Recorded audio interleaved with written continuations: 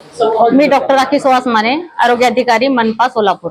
जे आपल्याकडे परवा न्यूज आलेले आहे किंवा आपल्याला जे हाती लागलेलं आहे श्रेयस हॉस्पिटल नर्सिंग बद्दल, की आशाताईंना आमिष दाखवून आमच्या मनपा महानगरपालिकेतील प्रसूतिगृहातून पेशंट इकडे कट प्रॅक्टिस या नावाखाली आमिष दाखवून त्यांना श्रेयस नर्सिंग होम मध्ये जे आणत होते आशा वर्कर्स, त्या विषयाची सखोल चौकशी केली। श्रेयस नर्सिंग होम मध्ये आम्ही जे पण रजिस्टर्स घेतले आहे त्याची सखोल तपासणी केली आहे आणि एक्सपर्ट ओपिनियन पण घेतलेलं आहे। कायदे तज्ञाचं पण एक्सपर्ट ओपिनियन घेतलं आहे। ऍक्च्युली डॉक्टर सुमित सुरस हे जी प्रॅक्टिस करत होते ती सर्व अनइथिकल प्रॅक्टिस होती।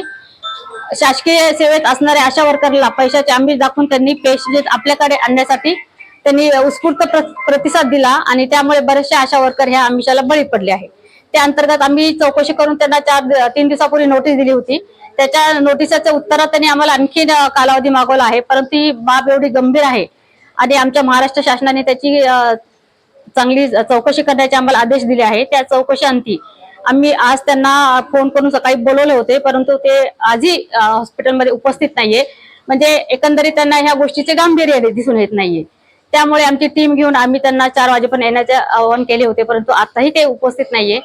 तर आमच्या नियमानुसार जे कलम 7 त्यांनी nursing home Maharashtra Bombay nursing ऍक्टच्या खाली ज्या पण त्रुटी आढळल्या आहेत त्या अनुषंगाने आम्ही त्यांचे हॉस्पिटल आता तात्पुरत्या स्वरूपात सील करत आहोत आणि त्यांना बजावले आहे की तुम्ही जर ह्याचा खुलासा आम्हाला दिला नाही परत तर कायमस्वरूपी आम्ही त्यांचं हॉस्पिटल सील करणार आहोत, जेणेकरून भविष्यात अशा घटना घडू नये की जे आशा वर्कर असो किंवा आरोग्य विभागातील कुठलाही स्टाफ असो अशा आमिषाला बळी पडून गोरगरिबाची जनता जी आहे त्याची आर्थिक नुकसान त्यांना होत आहे। शिवाय आर्थिक नुकसान होऊनही त्यांना गव्हर्नमेंटचा लाभ मिळत नाहीये। महाराष्ट्र शासन जो त्यांना लाभ देतो गरोदर मातांना प्रसूतीच्या दरम्यान देतो, प्रसूतीनंतर पण त्यांना जो लाभ देतो त्या लाभापासून माझ्या गरोदर माता वंचित राहतात। भविष्यात अशी घटना कुठेही महाराष्ट्रात घडू नये यासाठी आम्ही हा निर्णय घेतलेला आहे आणि त्यासाठी मला संपूर्ण आरोग्य विभाग तसेच आमचे जे वरिष्ठ आहेत त्यांनी पण सहकार्य केले आहे।